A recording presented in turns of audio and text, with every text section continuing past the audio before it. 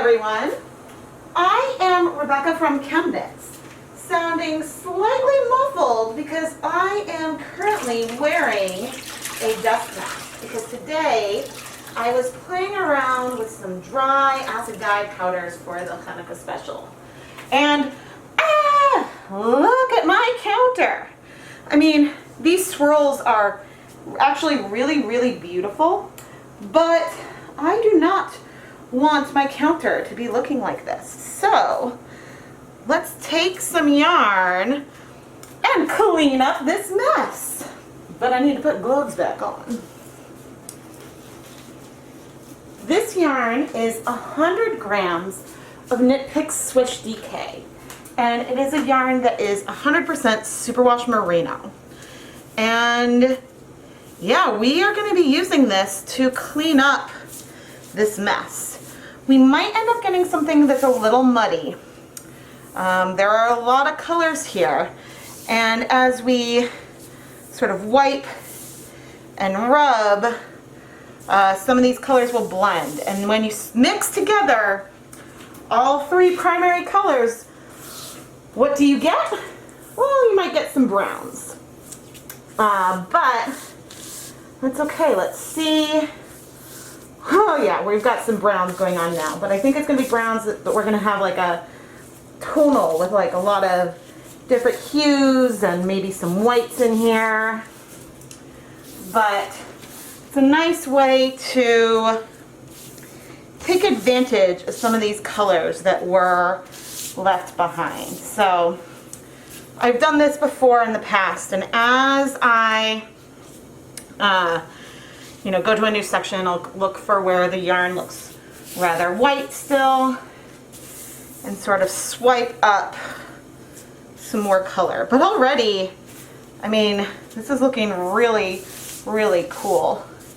You could even like pad the yarn on itself. I don't mind there being some white sections at all, but what's funny is I expected this color that I'm doing right now. This one should look earthy. But when I was doing the original dyeing for the Chanukah yarn, I was not expecting the colors to feel so earthy. But I think it just goes to show I have a lot to learn, and maybe I should have added an extra tie. But you guys know what I say, aha. If you think that you're getting tangled, wait until the end, because it's easier in the end to clean things up. But there we go. This is actually sort of like a brown with rainbow sort of hints to it. I do have some powder left in these cups, but I plan on dyeing more of that colorway that I was just working on. So now I'm going to clean up the rest with, the more traditional, less exciting, just using a damp paper towel method. But, we did not let this dye go to waste, and we created something that is really beautiful.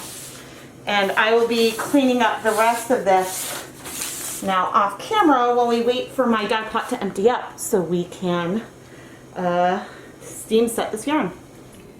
Okay, I've got my steamer basket set up. I am going to add our yarn, cover it up, and I am going to let this steam for 30 minutes. All right, the 30 minutes are up. I'll turn off the heat and we can remove our pretty yarn from the steamer basket. Ta-da! And now I just need to let it cool so we can wash it. Let's take our rainbow brown yarn and plop it into the rinse water. The nice thing is I don't see any residual color on the board, unlike the previous ones that I dyed from the original project. All right, so the nice thing is all of the color is in the yarn. And I think the yarn is just really cool.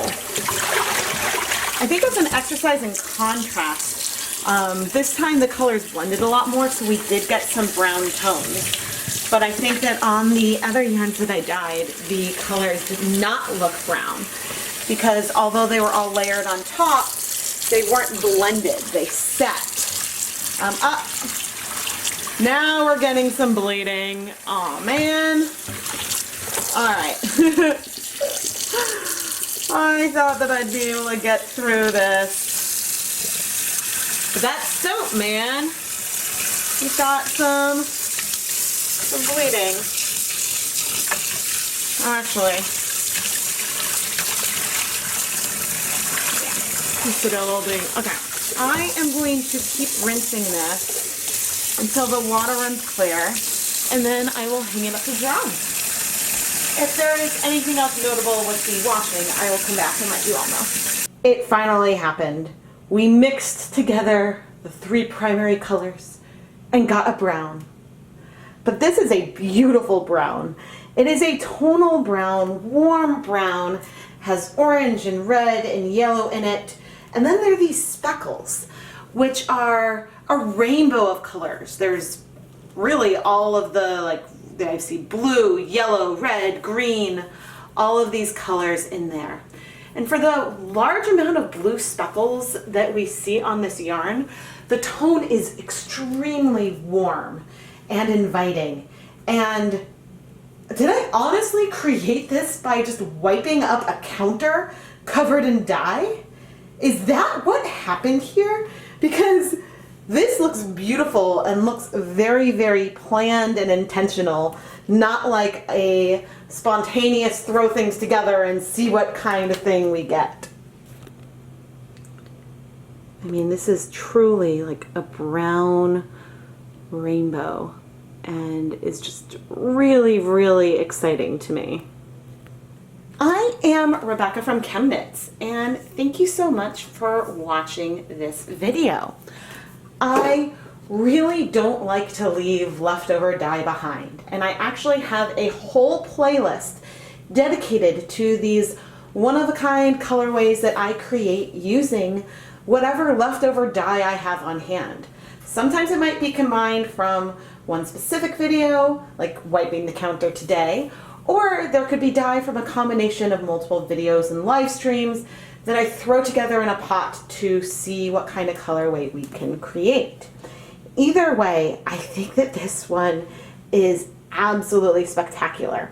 And I'll put the playlist in the video description so you can see more of these impromptu throw things together and see what we get kind of videos. If you love my sometimes spontaneous approach to dyeing yarn, don't forget to like this video and subscribe to the ChemKnits Tutorials YouTube channel.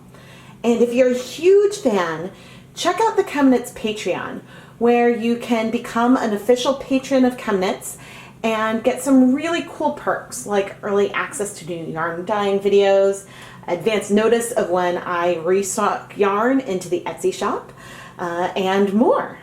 You can find links to all the different places you can find me and to the products that I used in the video description. Thank you so much for watching.